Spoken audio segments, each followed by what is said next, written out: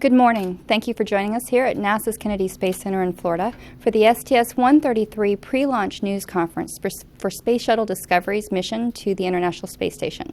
Joining me today is Mike Moses, Chair of the Pre-Launch Mission Management Team. Good morning. Mike Leinbach, Shuttle Launch Director. Good morning.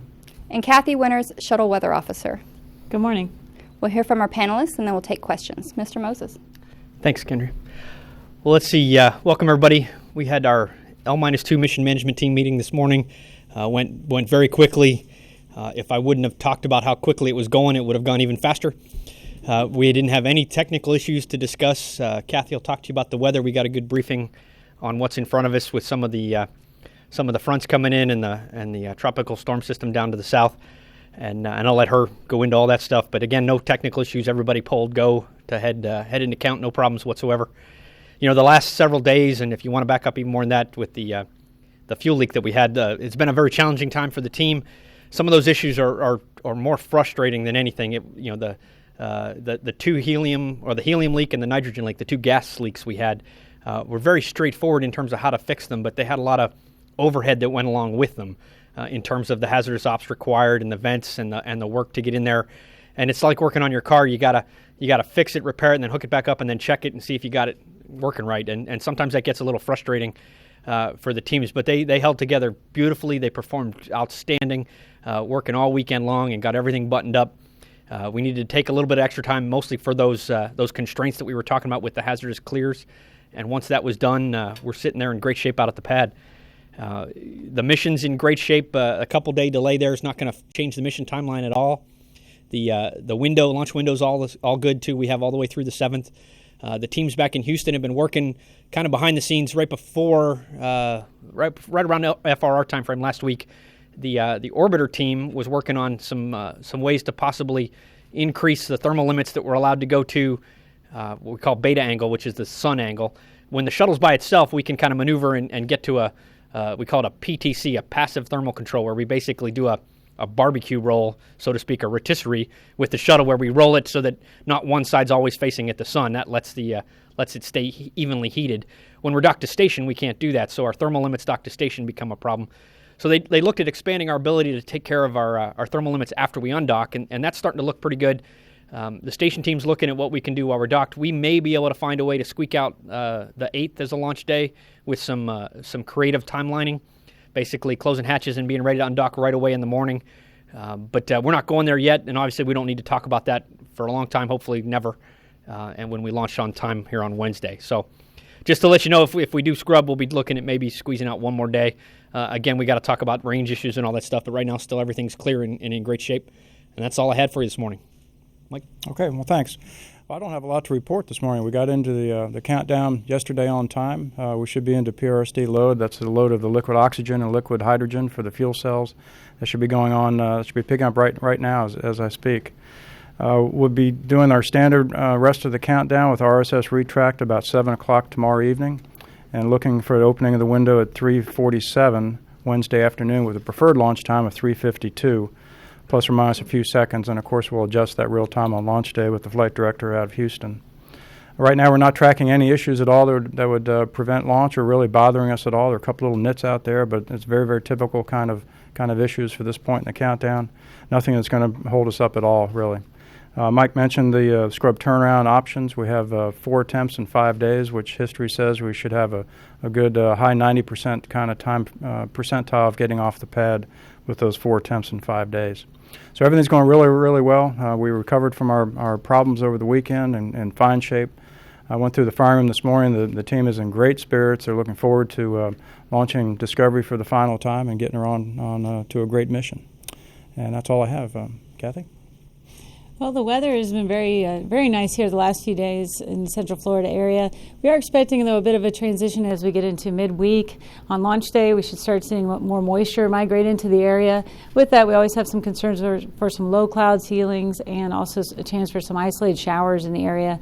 So we do have a 30% chance of KSC weather prohibiting launch.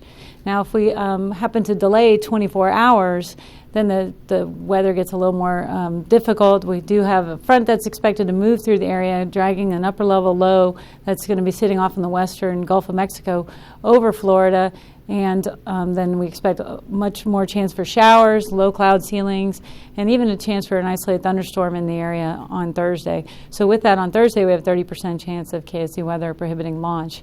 On Friday, the front will push through, and then we'll have some strong winds behind it, and due to the threat of a violation of winds at the launch pad, and also a low cloud ceiling, if we happen to delay 48 hours, then we may end up we also have a 30% chance of KSC weather prohibiting launch, just due to the post-frontal weather. The TAL sites look good on launch day. All 3 sites are forecast go.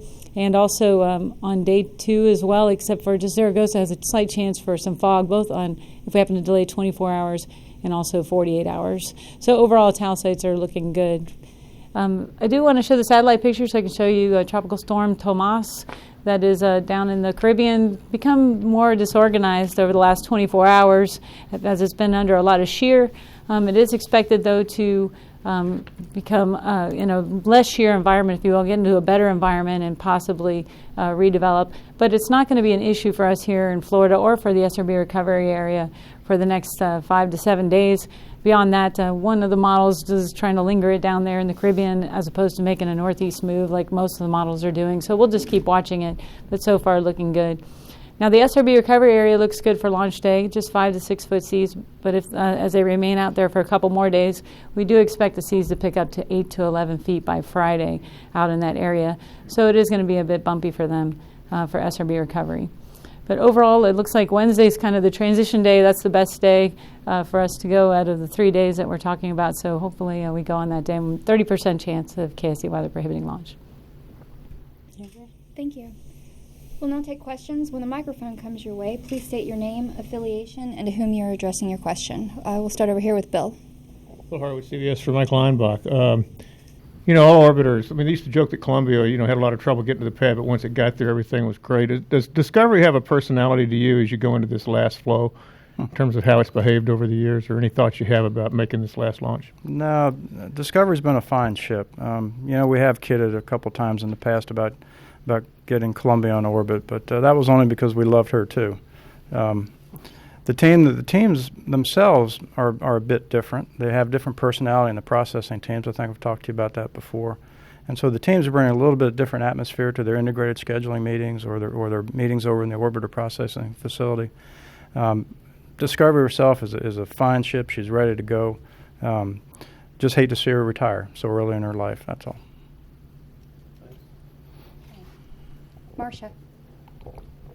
Marcia Dunn, Associated Press, for Mike Moses.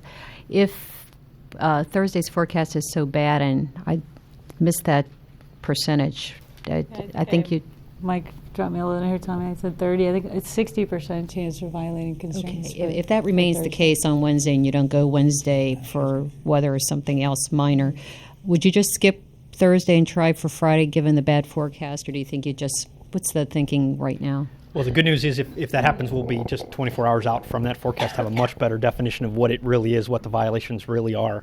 But given the purist deloading that Mike was talking about with our scrub turnaround having 4 attempts in 5 days, it may or may not buy us something to hop over that day. Right now, I wouldn't make that decision ahead of time. We'll just wait till we get there.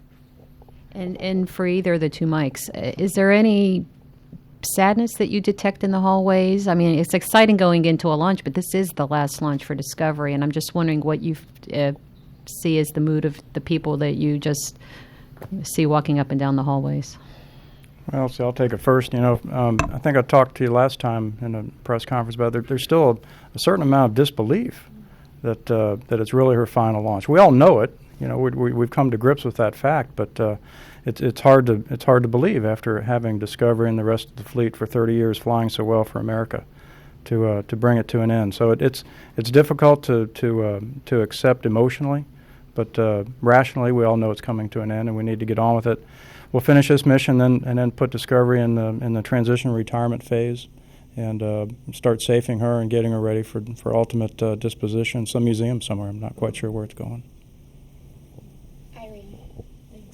Irene Fox with Reuters. Kathy, could you just go through the no-goes for Wednesday, Thursday, Friday? Because I think Thanks. Right. Okay. On Wednesday, there's a 30% chance of chaotic weather prohibiting launch. Thursday is the day the front moves through, and that's the 60% chance. And then on Friday, we're back to a 30% chance. No, you said that wrong. It's only 5% each day. Right? That's right. At least in my dreams. It's 50-50 every day. It's 50-50 every day. Okay. Rob.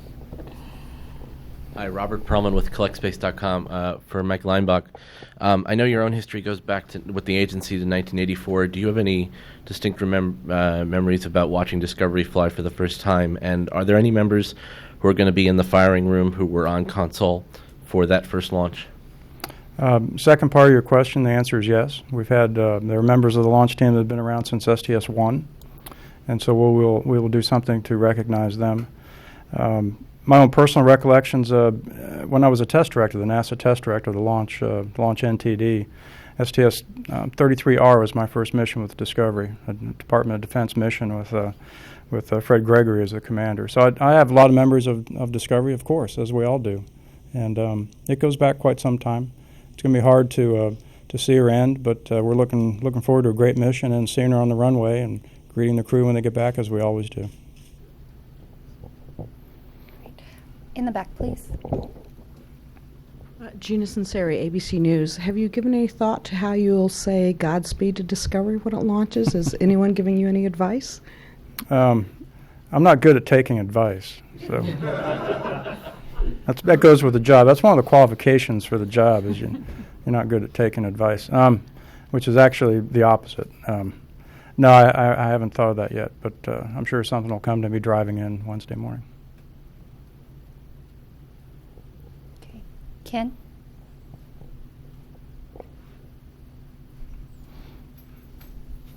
Hi, Ken Kramer for Spaceflight Magazine for Mike Leinbach. I wonder if you could tell us a little stories about the actual people who are preparing Discovery for the final time. Stories of the people. Gosh, thousands and thousands of stories out there. Oh, man. There are so many stories and so many parties and so many recollections. I'd hate to single out just a few. I would like to point out two people that deserve a lot of credit for processing Discovery in the last phase of her career, which is Stephanie Stilson, the NASA flow director, and Wayne Bingham, the flow manager for the United Space Alliance. Those two folks have really led their team in an outstanding manner, kept them together in the face of adversity, have processed the ship just extremely well, and all the credit for a great mission from a hardware perspective goes to those two individuals and obviously the folks that work for them. Todd?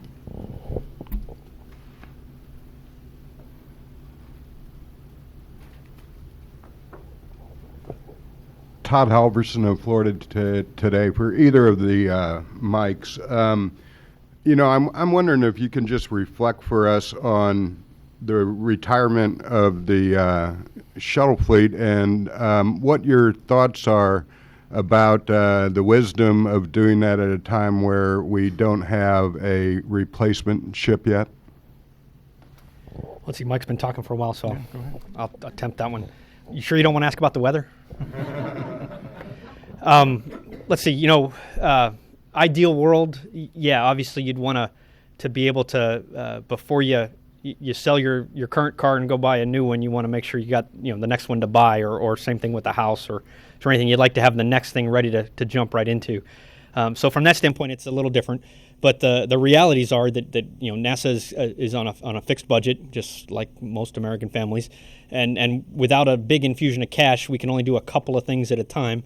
With all our aeronautics and science research, with the human spaceflight programs, and all the other work that's going on, you kind of have to share it amongst the family, and so to get another human spaceflight program started, we have to shut one down. Ideally, yeah, I'd love to have the cash to be able to do that together, and so from a wisdom standpoint's not the right word, because we're talking politics and there's not always a lot of wisdom that goes into political decisions, but the realities are there. So yeah, there's a little bit of I wish we could do this differently, but then again, if this is what it is, we're going to make the best of it. We're going to take this shuttle team here that does an amazing job processing vehicles, does an amazing job operating and flying a spacecraft, and go apply them to the team that's off developing the new program, and we're going to make that one a successful human spaceflight program as well. And just I might just could I add just a little bit. I've shared this with a couple folks privately, and one thing you learn in our business is redundancy is not only good, and in some situations it's mandatory. When the shuttle stops flying, we will have a grand total of one way to get to the space station. And our Russian partners are outstanding partners, very, very reliable. Don't get me wrong. They're outstanding partners, and they'll do a terrific job. But you have redundancy for a reason, and without the shuttle, we lose that redundancy. And so, from an engineering perspective, it's not an emotional thing. It's an engineering shortfall that we won't have redundancy in getting astronauts to orbit. And just a quick follow for either of you, Mikes. What are your thoughts about handing over the responsibility for flying U.S. astronauts into low Earth orbit to commercial companies rather than NASA doing that job? A lot of it is going to go into the details of how those contracts are written, what oversight is there.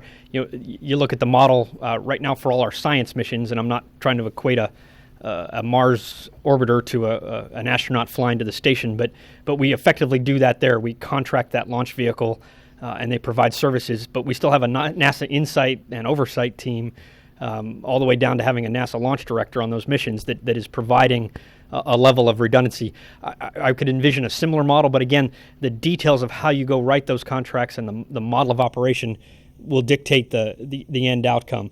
You got to be careful, right? Because there's the reason to do commercial spaceflight, which is exactly what NASA's purpose is, which is to promote technology development, seed the marketplace, to get everybody out there doing spaceflight, and to get the human race into orbit. Basically, that's our ultimate future and our ultimate goal. But you got to be careful. There's a lot of, Mike talks about redundancy. That's a great thing. People tend to throw at us that we're a big bureaucracy and we have a lot of paperwork and a lot of redundancy. We have it because we need it, because we fly perfectly. We do our best to fly perfectly. I'm not saying that commercial companies won't do it, but it's a lot easier before you start flying to show that maybe you don't need so much redundancy and bureaucracy and paperwork. And just this afternoon, I'm going to go hear a waiver on a piece of paper that says that we're not violating any constraints on an antenna in the SRB because the number says it's 14 days before launch. And when we wrote the requirement, we didn't count for scrubs before we actually started SU-7. So here we delayed 2 days, and so I'm going to break my requirement. But if I would have started the countdown and delayed 2 days, I wouldn't have any paper to take. So, yeah, we have a fair bit of paperwork that you really wish you didn't have to deal with. And it really kind of makes no sense some days why you have some of that paperwork. But the system overall really drives you to a system of safety. And it's all driven towards that. When we talked about that with the work that was going on this weekend at the pad, it's sometimes frustrating that you're waiting on the paperwork.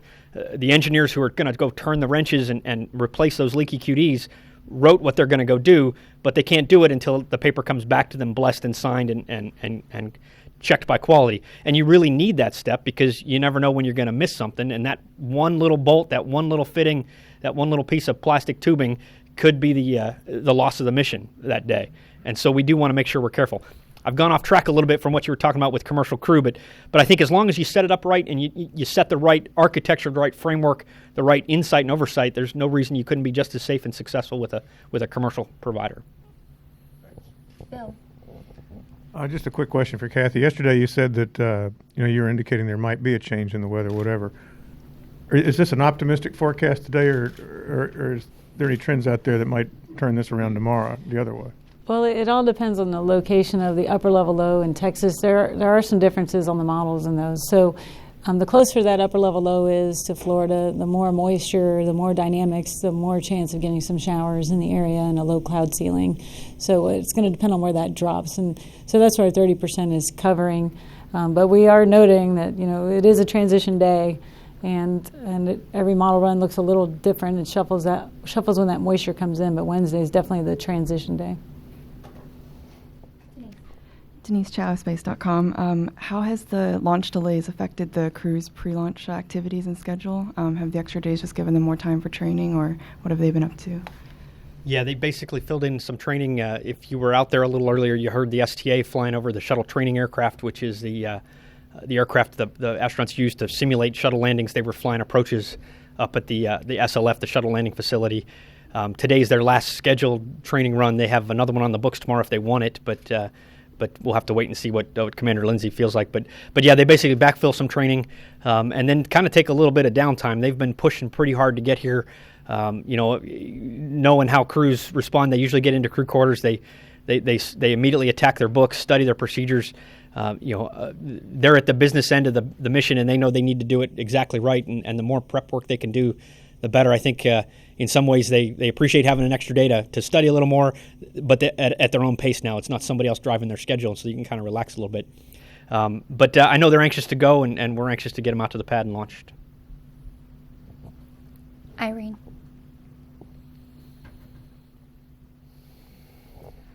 Thanks.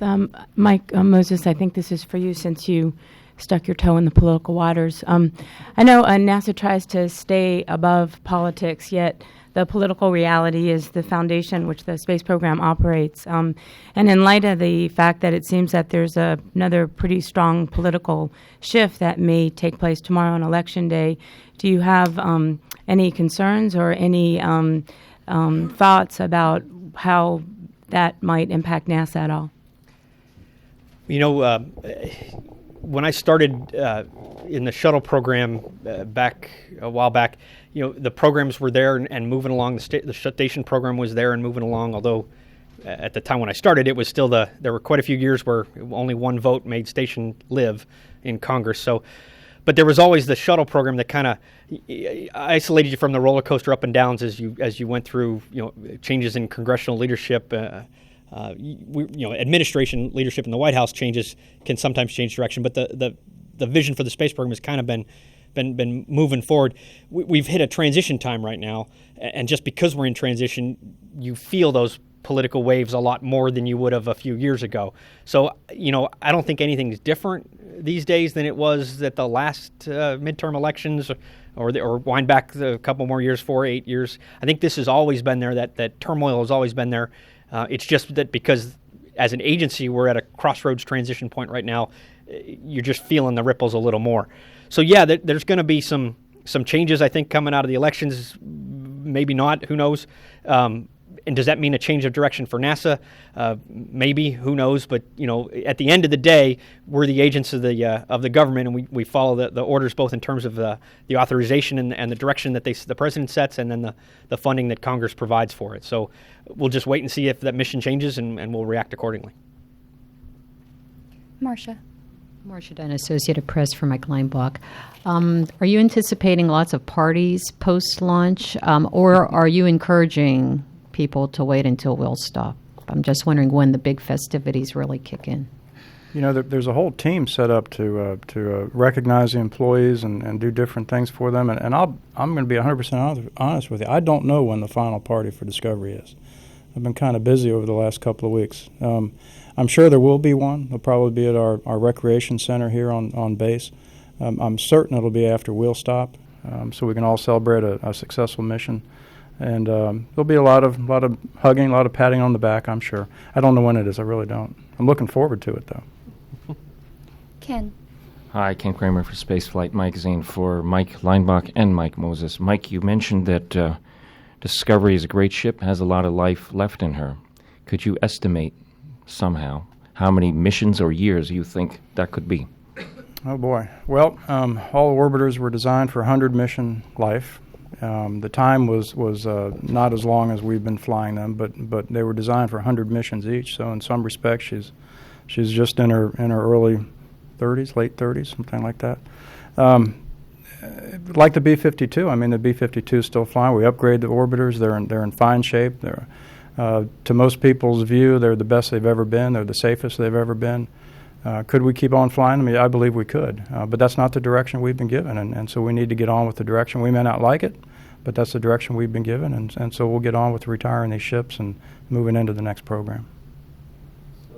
Kind of sounds like you think she could go another 10 years, maybe? Longer? I think with proper care and feeding, it's a machine, after all, and machines, as long as you take care of them, they'll be good to you, too. Are there any further questions? Todd.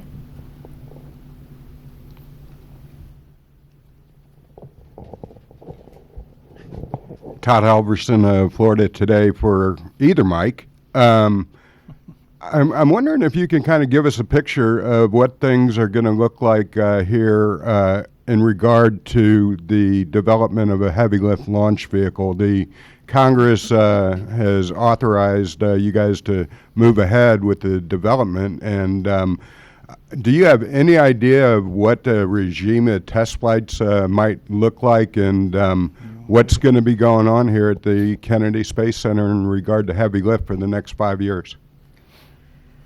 Let's see, Todd. So the authorization language talks about a heavy lift vehicle, the Space Launch System.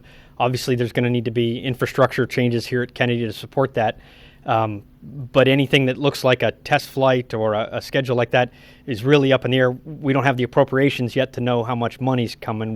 We assume, based on last levels, what we would get. Also, the appropriations bill can have a lot of splits dictating earmarks that go to certain centers that have to have a split. All that can factor in to say how much money we're going to spend here at Kennedy Space Center on infrastructure upgrades. All I can say is we are definitely, if we're developing a heavy lift vehicle, obviously the launch pads, the processing facilities are all going to have to be modified or built new to accommodate that. And so that work's going on. There's a whole team of folks here at Kennedy who are off looking at that and laying it out. But it's still a little bit in limbo because we haven't yet picked an architecture, the size of the vehicle, fuel that it would carry, upper stage size, all that stuff kind of dictates what you're going to do.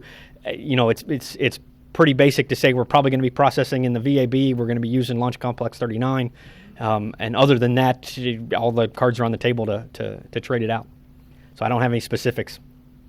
Well, and just to lay something out for you, Pad B is being raised down to the concrete, so it's more adaptable to any type vehicle. Pad A, we're going to leave it alone just in case after the final mission, we're going to leave it alone for some time in case the heavy lift vehicle is shuttle derived. Then we'd be able to adapt it much more easily than if we'd already demolished the thing. So we're going to leave Pad A alone until we know what the design is. As Mike says, the design of the infrastructure is dictated by the design of the rocket, not the other way. And so we're going to leave Pad A alone, betting on the come that it'll be shuttle derived. If it's not, well, then we'll react to those changes when it happens. Okay, we'll take our last question over here, please. Yeah, James Spahn with Nico Doga. Two quick questions for Mike Moses and Mike Lineback. After a successful mission, what's the process, length of and type of process to actually retire the ship, Discovery? And maybe from Mike Lineback, what do you want that plaque to say when she finds her final home in a museum? Let's see, once Discovery's back, it'll follow about a 30-day-ish plan that's just the normal plan as if it was coming back and being turned around again. We call that down mission processing, where it gets back into the OPF. We safe the critical systems, get the payload infrastructure out that's mission-specific, take that out of the payload bay, basically deconfigure its specific mission configuration.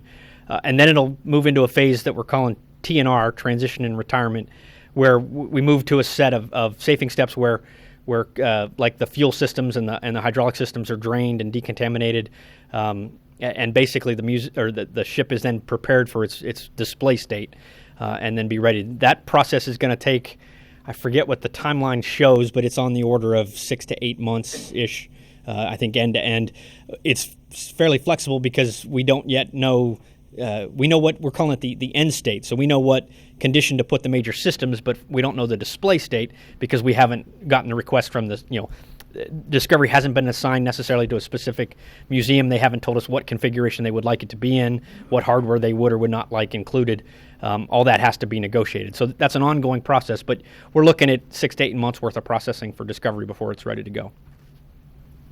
Well, and I think to the question about the display itself, I would like to see some adaptation of the tribute that the Discovery team put together, the one you see over in the press dome there, with all the patches and the orbiter doing the reverse pitch maneuver.